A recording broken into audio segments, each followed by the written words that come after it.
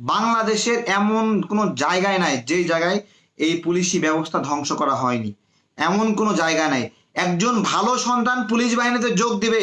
ধরেন আমি একটা এক্সাম্পল দিচ্ছি BRTA, যেখানে সেখানে একটা থানা আছে না, ওই থানার যে দোকানগুলো আছে সেই দোকানগুলোর কাছ থেকে প্রতিদিন পুলিশ চাঁদাবাজি করে।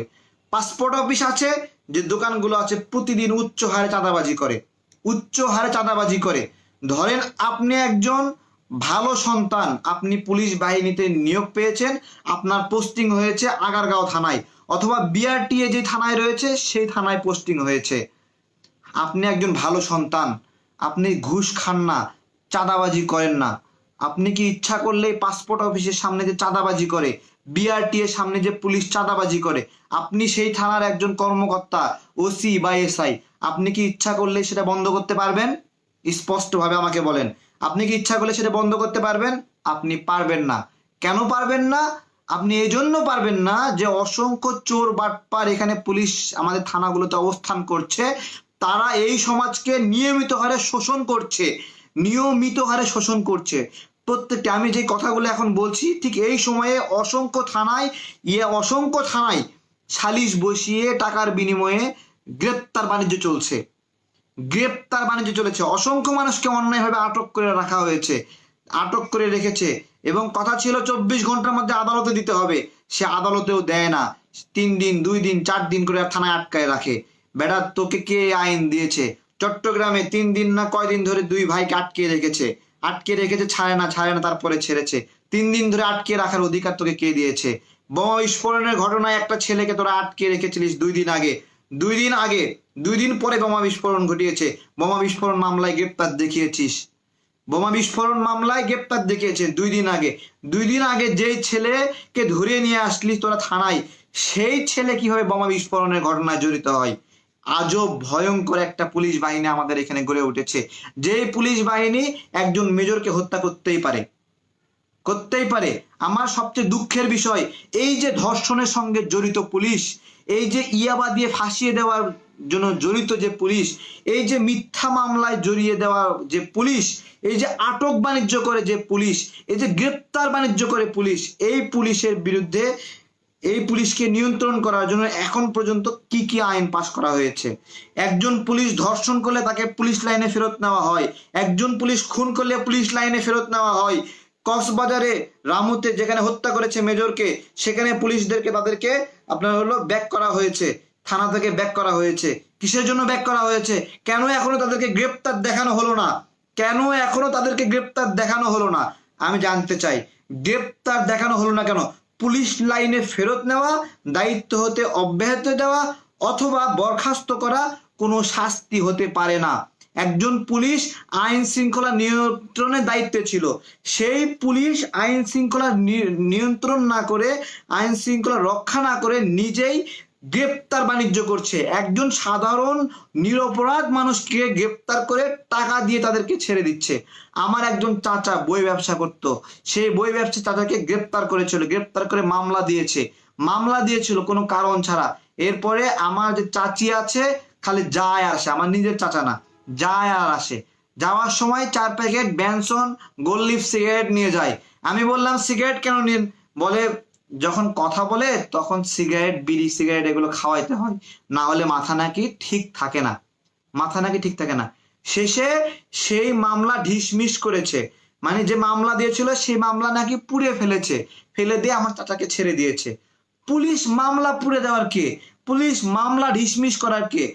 কেউ গ্রেপ্তার হয়েছে, আদালতের কাছে দেবে, সেই আদালত নির্ধারণ করবে কোন একটা লোক অপরাধী না নিরপরাধী। পুলিশ সালিশ করার কে? এই কথাটা আমি সব সময় বলছি। এবং পুলিশ বিচার করার কে? এই কথাটি স্পষ্টভাবে আমাদেরকে সবাই বলতে হবে। আজকে যে মেজরকে হত্যা করা হয়েছে, আমাদেরকে একটা জিনিস মাথায় রাখতে হবে, আমাদের যে পিলখানার ঘটনা ঘটেছিল, আমরা সবাই বিভিন্নভাবে বলা বলি করি যে আমাদের সেনাবাহিনী ধ্বংস করা হয়েছে। আসলেই কি আমাদের সেনাবাহিনীর কাঠামো মেরুদণ্ড ধ্বংস করা হয়নি? আসলেই কি ধ্বংস করা হয়নি? আসলেই কি এই সেনাবাহিনী ইন্ডিয়ার দ্বারা নিয়ন্ত্রণের চেষ্টা চলছে না? আমি প্রশ্ন করছি আপনাদেরকে, যে আমাদের যে সেনাবাহিনী, সেটা কি ইন্ডিয়া দ্বারা নিয়ন্ত্রিত হচ্ছে না? আমাদের নির্বাচনের সময় আমাদের গণতন্ত্র যখন ধ্বংস হচ্ছিল, আমাদের গণতন্ত্র যখন হুমকির মুখে, সেই সময়টাতে কেন সেনাবাহিনী চুপ ছিল? কেন চুপ ছিল? জানতে চাই, জানতে চাই আমি।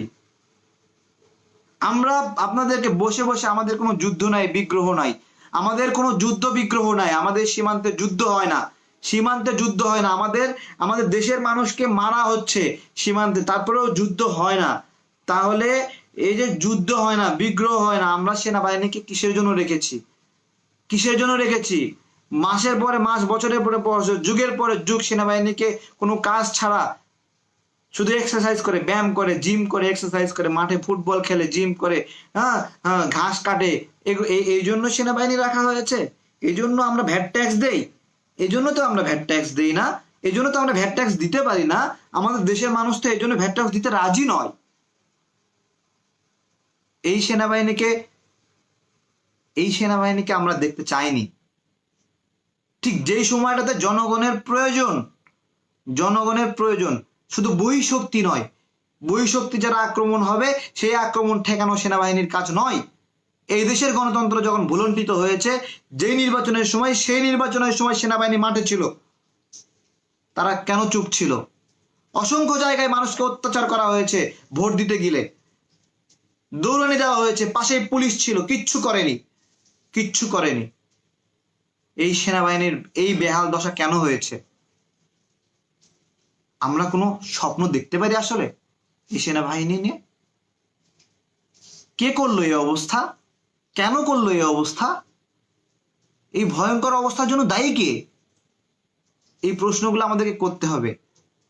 আমাদেরকে একটি কথা স্পষ্টভাবে বলতে হবে, এই সেনাবাহিনীকে আমরা এভাবে দেখতে চাইনি, আমরা এভাবে দেখতে চাইনি। আমাদেরকে চিন্তা করতে হবে বেশি বেশি, যে কেন এরকম হচ্ছে। আমাদেরকে চিন্তা করতে হবে যে কেন পুলিশকে এত ক্ষমতা দেওয়া হচ্ছে, কেন দেওয়া হচ্ছে, কেন? স্পষ্টভাবে এই প্রশ্নগুলো করতে হবে। আমরা এই পুলিশকে বিচারিক ক্ষমতা দেইনি এবং তাদেরকে বিচারকের আসনে দেখতে চাই না। আমরা চাই না কোনো পুলিশ বিচার করুক, আমরা কোনো পুলিশকে বিচারক বানাইনি। সেটা এএসপি হোক, ওসি হোক, ডিসি হোক, যা বালসাল ভংসং যা আছে, ভংচং যা আছে, কোনো পুলিশকে আমরা বিচারিক ক্ষমতা দিইনি। সেটা পুলিশ বাহিনীর সর্বোচ্চ কর্মকর্তা হলেও পুলিশকে বিচারিক ক্ষমতা দেওয়া হয়নি, এইটাই ফাইনাল কথা। আমাদের সংবিধান, আমাদের নীতি, আমাদের আইন কোনো জায়গায় বলা হয়নি পুলিশকে বিচারিক ক্ষমতা দিয়েছে। পুলিশ থানায় বসে কোনো বিচার করতে পারবে না, পুলিশকে থানায় বসে বিচার করার কোনো ক্ষমতা দেওয়া হয়নি। কোনো ব্যক্তি যদি মনে করে তার প্রতি অপরাধ করা হয়েছে, সেই ব্যক্তি অভিযোগ দিবে, সেই অভিযোগ অনুযায়ী পুলিশ গ্রেপ্তার করবে এবং সে আদালতে পাঠিয়ে দেবে, আদালত বিচার করবে। এর বাইরে পুলিশকে কোনো ক্ষমতা দেওয়া হয়নি। যাই হোক, কথা অনেক বলেছি। বিষয় হলো যে মেজর রাশেদ সাহেবের জন্য আমাদেরকে সবাই কথা বলতে হবে, কথা বলতে হবে, কথা বলতে হবে। কথা যদি না বলেন, এরকম ঘটনা আরো অনেক ঘটবে। এর জন্য প্রস্তুত থাকতে হবে মানসিকভাবে, এর জন্য প্রস্তুত থাকতে হবে যে এইরকম ঘটনা ঘটবে, আমাদেরকে সহ্য করতে হবে, হজম করতে হবে। মনে মনে সেট করে ফেলেন, পিলখানার ঘটনা যখন হজম করেছি, রাশেদ সাহেবের আপনার হলো ঘটনাও আমরা হজম করে ফেললাম। মানসিকভাবে বলেন এটা, তাছাড়া আর কি করার আছে? আর যদি বলেন আসলে এই বিষয়ের শুরু হওয়া উচিত, বিচার হওয়া উচিত, আসেন কথা বলি। এরা কি কি সালিশ করে জানেন? আপনার ছিনতাই করেছে, অভিযোগ দিয়েছেন, ছিনতাইকারীকে ধরে এনেছে, ছিনতাইকারীর সাথে একটা হ্যান্ডশেক করিয়ে দিয়েছে, বিনিময়ে ছিনতাইকারীর কাছ থেকে মোটা অঙ্কের টাকা নিয়েছে। চুরি করেছে, চোরকে ধরে এনেছে, এনে চোরের সঙ্গে গায়স্তর মিলবন্ধন করে দিয়েছে। কাউকে চাকু দিয়ে আঘাত করেছে, সেখানে এসে মীমাংসা করিয়েছে। আমরা আমাদের দেশের থানাগুলোকে আমরা বানিয়েছি, এইখানে আমরা পেমেন্ট দেই, এখানে আমাদের ভ্যাট ট্যাক্সের টাকা এই থানাগুলো চলে। এখানে যারা কর্মকর্তা কর্মচারী আছে বিভিন্ন লেভেলের, এখানে সিপাহী রয়েছে বা যারা যারা রয়েছে, প্রত্যেককে কনস্টেবল রয়েছে, প্রত্যেকের বেতন হয় হলো মানুষের টাকায়, মানুষের ভ্যাটের টাকায় হয়। এদেরকে সালিশি ক্ষমতা কবে দেওয়া হলো? আরো ভয়ঙ্কর সালিশ কি শুনবেন? যে কোনো একটা ধর্ষণের ঘটনায় ধর্ষিতা অভিযোগ দিয়েছে, উল্টো সে ধর্ষিতাকে ধর্ষণ করেছে, এরকম ঘটনা ঘটেছে।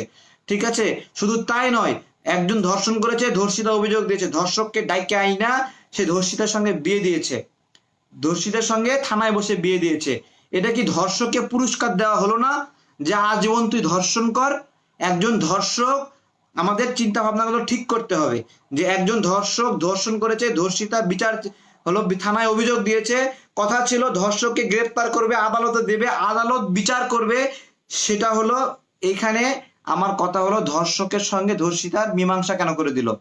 কিসের বিনিময়? ধর্ষক পুলিশকে কি দেয় যে কারণে ধর্ষকের সঙ্গে ধর্ষিতার বিয়ে দেওয়ার জন্য পুলিশ এত উত্তেজনা, এত টেনশন করে? ধর্ষকের সঙ্গে ধর্ষিতার বিয়ে দেওয়ার কারণ কি? একটা জিনিস মাথায় রাখতে হবে ভাইয়েরা, ধর্ষিতার সঙ্গে ধর্ষকের বিয়ে হতে পারে না। একজন লোক ধর্ষণ করেছে, তার সঙ্গে ধর্ষিতার বিয়ে দেওয়ার কোনো সুযোগ নাই। একজন ধর্ষিতা সে আপনার হলো এই সমাজের কাছ থেকে সুরক্ষা পায়নি, এটা মাথায় রাখতে হবে। এই সমাজ তাকে সুরক্ষা দিতে পারেনি, এই পুলিশ তাকে সুরক্ষা দিতে পারেনি, আমরা যুবকরা তাকে সুরক্ষা দিতে পারিনি, একজন ধর্ষিতাকে রক্ষা করতে পারেনি একজন ধর্ষকের হাত থেকে। আমরা ওই ধর্ষিতাকে ওই ধর্ষকের সঙ্গে বিয়ে দিতে পারি না, ওই লম্পটের সঙ্গে বিয়ে দিতে পারি না। ওই ধর্ষিতা একজন ভিকটিম, তাকে সুরক্ষা দিতে ব্যর্থ হয়েছি আমরা। আমাদের উচিত ছিল এই সমাজের সবচেয়ে ভদ্র ছেলে, যেহেতু আমরা তাকে নিরাপত্তা দিতে ব্যর্থ হয়েছি, তার সুরক্ষা দিতে ব্যর্থ হয়েছে, উচিত ছিল একজন ধর্ষিতাকে সমাজের একজন ভালো সন্তানকে দিয়ে বিয়ে দেওয়া উপহার হিসেবে। যে তোমার প্রতি আমরা সুবিচার করতে পারিনি, তোমাকে আমরা সুরক্ষা দিতে পারিনি, এর জন্য আমরা দায়বদ্ধ। সুতরাং আমরা দায় নিচ্ছি, তোমাকে একটা ভালো ছেলের সঙ্গে বিয়ে দিচ্ছি, ভালো ছেলের সঙ্গে আমরা একজন বিয়ে দিচ্ছি। এই সমাজে কতজন কতভাবে নোংরামি করে, কতজনের সাথে রিলেশন করে, সেগুলোর যদি ভালো জায়গায় বিয়ে হতে পারে, একজন ধর্ষিতা ভিকটিম যাকে আমরা নিরাপত্তা দিতে পারলাম না, সুরক্ষা দিতে পারলাম না, তাকে পুলিশ ধর্ষকের সঙ্গে বিয়ে দেওয়ার জন্য কে? ধর্ষককে এই গিফট, এই উপহার দেওয়ার অধিকার পুলিশকে কে দিয়েছে? পুলিশকে সালিশি ঘর বানানোর কে অধিকার দিয়েছে? পুলিশকে সালিশ করার অধিকার কে দিয়েছে? আমাদের সংবিধান প্রচলিত আইন, আমাদের উচ্চ আদালত কোনো জায়গায় কোথাও বলা হয়নি যে পুলিশ তার থানায় বসে সালিশ করতে পারবে। পুলিশের কাজ, পুলিশকে অভিযোগ দেওয়া হবে, পুলিশ সেই অভিযোগ আমলে নিয়ে সেই লোককে গ্রেপ্তার করে আদালতের কাছে দেবে, আদালত বিচার করবে। এর বাইরে পুলিশের কাজ নাই। এক জায়গায় বিশৃঙ্খলা সৃষ্টি হচ্ছে, সেই জায়গায় পুলিশের কাজ কি? যে বিশৃঙ্খলা থামানোর জন্য পুলিশ ছুটে যাবে। আমরা কি দেখেছি? যে পুলিশকে খবর দেওয়ার সঙ্গে পুলিশ সঙ্গে সঙ্গে যায় না, এমন দেখেছি। এই যে শাহেদ, কয়েকদিন আগে ঘটনা ঘটলো, শাহেদের বিরুদ্ধে মামলা দিলে সেই মামলা নেয়নি, শাহেদের বিরুদ্ধে মামলা দিলে সেই মামলা নেয়নি। এই থানায় কোন কর্মকর্তা কর্মচারীরা আছে, তাদের বিরুদ্ধে কি ব্যবস্থা এখন পর্যন্ত নিয়েছে শেখ হাসিনার সরকার? আমি জানতে চাই যে শাহেদের বিরুদ্ধে মামলা দিলে, এই যে করোনা চিকিৎসা নিয়ে জালিয়াতি করলো শাহেদ, তার বিরুদ্ধে মামলা দিলে থানাতে মামলা নেওয়া হয়নি। আমি বলতে চাই যে এই থানায় কারা কারা আছে, এবং আমি জানতে চাই এই মুহূর্তে যে এই থানায় যারা আছে তাদের বিরুদ্ধে শেখ হাসিনার সরকার কি ব্যবস্থা নিয়েছে। এবং কত বড় একটা ভয়ঙ্কর একটা অবস্থা আপনারা দেখবেন যে যারা শাহেদের বিরুদ্ধে মামলা দিচ্ছে তাদের মামলা গ্রহণ করছে না, উল্টো শাহেদ যাদের বিরুদ্ধে মামলা দিচ্ছে তাদেরকে থানায় নিয়ে এসে অত্যাচার নির্যাতন করছে। তাহলে এই ভয়ঙ্কর রূপ হলো পুলিশের, এই ভয়ঙ্কর রূপ হলো পুলিশের। এই ভয়ঙ্কর পুলিশ একজন মেজরকে গুলি করে মারতেই পারে। কারণ আমরা এই ভয়ঙ্কর পুলিশকে সংশোধনের জন্য কোনো অ্যাক্টিভিটিতে যেতে পারিনি আমরা। এই পুলিশ এতই ভয়ঙ্কর যে ফুটপাতের মুচির দোকান বলেন, ভিক্ষুক বলেন, অথবা পেয়ারা ব্যবসায়ী বলেন, আম ব্যবসায়ী বলেন, অথবা জুতা ব্যবসায়ী বলেন, অথবা আন্ডারওয়্যার ব্যবসায়ী বলেন, প্রত্যেকের কাছ থেকে চাঁদা নেয়, লিগেল ভাবে চাঁদা নেয়, যেন প্রতিদিন নির্দিষ্ট সময়ে এসে দাঁড়ায় থাকে, 10 টাকা দেন, 20 টাকা দেন, 50 টাকা দেন। ওর বাপ ফুটপাত বানায় রাখছে যেই ফুটপাতে এরা চাঁদাবাজি করবে, ওর বাপ ফুটপাত বানায় রাখছে যেই ফুটপাতে এরা এসে চাঁদাবাজি করবে। আমাদের দেশের, আমাদের রাষ্ট্রের একটা বাহিনীর মেরুদণ্ড যে কত ভাবে ভাঙা হয়েছে, কত ভয়ঙ্কর ভাবে ভাঙা হয়েছে, আজকে যে ঘটনাটি ঘটেছে সেই ঘটনাটি তার সর্বোচ্চ একটি প্রমাণ দেখিয়ে দিয়েছে যে আমাদের দেশের একটি বাহিনীকে, আমাদের নিরাপত্তা, আমাদের ডিফেন্স সিস্টেমকে কিভাবে ধ্বংস করা হয়েছে, তার আপনার হলো 16 কলা পূর্ণ হয়েছে কিভাবে, তার একটা নমুনা আজকে আমরা দেখতে পেরেছি। মূলত পিলখানার যে ঘটনাটি ঘটেছে, যারা বিশেষজ্ঞ তারা বলেন যে ওই ঘটনা ঘটার সময়ই আপনার হলো এই ঘটনার পরেই বাংলাদেশের সেনাবাহিনীর মেরুদণ্ড তখনই ভেঙে দেওয়া হয়েছে। এই কথাটি আমরা মুখে মুখে শুনে থাকি, কিন্তু আপনার ওইভাবে প্রুফ দিতে পারি না। যদিও কিছু প্রুফ আমরা আমাদের জাতীয় নির্বাচনের সময় পেয়েছি, এবং জাতীয় নির্বাচনের সময় যে প্রুফটা পেয়েছি যে বাংলাদেশের মানুষের যে বিপদ, বাংলাদেশের মানুষ বিপদে পড়লে বা দেশের গণতন্ত্র বিপদে পড়লে যেই সেনাবাহিনীর প্রতি মানুষ আস্থা রেখেছিল, সেই আস্থার জায়গাটা একবারে নষ্ট করে দেওয়া হয়েছে। এই বিষয়ে আমাদের ধারণার কিছুই অবশিষ্ট নেই। আমরা মোটামুটি এটা বুঝে গেছি যে আমাদের গণতন্ত্র, আমাদের নিরাপত্তা, আমাদের মানুষের ইচ্ছা, জনগণের ভোটাধিকার, কোনো কিছুর জন্যই সেনাবাহিনীর প্রতি এই মুহূর্তে প্রত্যাশা করে লাভ নেই। হ্যাঁ, এটা আমরা বুঝতে পেরেছি। আর মেজর আশরাফ নাকি যেন নাম, উনি যে বক্তব্য দিয়েছেন, ওনার বক্তব্য যদি সঠিক হয় যে ভারতের ইঙ্গিতে বর্তমান সেনাপ্রধানকে নিয়োগ দেওয়া হয়েছে, তাহলে বুঝতে হবে যে আমাদের যে ডিফেন্স সিস্টেম সেটিকে কিভাবে ভেঙে ফেলা হয়েছে, এবং এতে বাংলাদেশের মানুষের প্রতিনিধিত্ব, অস্তিত্ব এবং নিয়ন্ত্রণ এখন তাহলে নাই বলেই মনে করা যায়। এই সবচেয়ে বেশি যে ভয়ঙ্কর কাজ করা হয়েছে, যে সেনাপ্রধানের ভাই জোসেফ, হ্যাঁ, এই জোসেফ একজন শীর্ষ সন্ত্রাসী, তাকে হলো রাষ্ট্রপতি ক্ষমা করে দিয়েছে। আমার একটি কথা, যে এই জোসেফকে ক্ষমা করা হয়েছে, এই জোসেফ যদি পুনরায় অপরাধ রাজ্য নিয়ন্ত্রণ করে, এখন এই জোসেফ যদি পুনরায় হত্যা, ধর্ষণ, তারপরে হলো সিন্ডিকেট, চাঁদাবাজি যদি এখন চালাই আমাদের ঢাকা শহরে বা অন্য কোনো শহরে, তাহলে কিন্তু আমরা রাষ্ট্রপতির কাছে জানতে চাইবো কোনো এক সময় যে আপনি যাকে মুক্ত দিয়েছেন, সে মুক্তি দিয়েছেন, যাকে ক্ষমা করেছেন, যে দুর্ধর্ষ খুনি সন্ত্রাসীকে, সেই দুর্ধর্ষ খুনি সন্ত্রাসী আপনার ক্ষমা পাওয়ায় সে আবার সন্ত্রাসী করেছে। একজন তো আমরা দেখলাম যে একজন খুনিকে রাষ্ট্রপতি হলো ক্ষমা করে দেওয়ায় সে বের হয়ে আবার একটা হত্যাকাণ্ডে জড়িয়ে পড়েছে। নিঃসন্দেহে যে আমাদের রাষ্ট্রপতি এর জন্য দায়বদ্ধ, এবং উনি হয়তোবা রাষ্ট্রপতি, এই সর্বোচ্চ ক্ষমতার অধিকারী, তাকে অনেক কিছু বানিয়ে দিয়েছে, বিভিন্ন পদ পদবি সাংবিধানিক ভাবে, কিন্তু আমি বলছি যে রাষ্ট্রপতিকে এর জন্য জবাবদিহিতার আওতায় আসবে।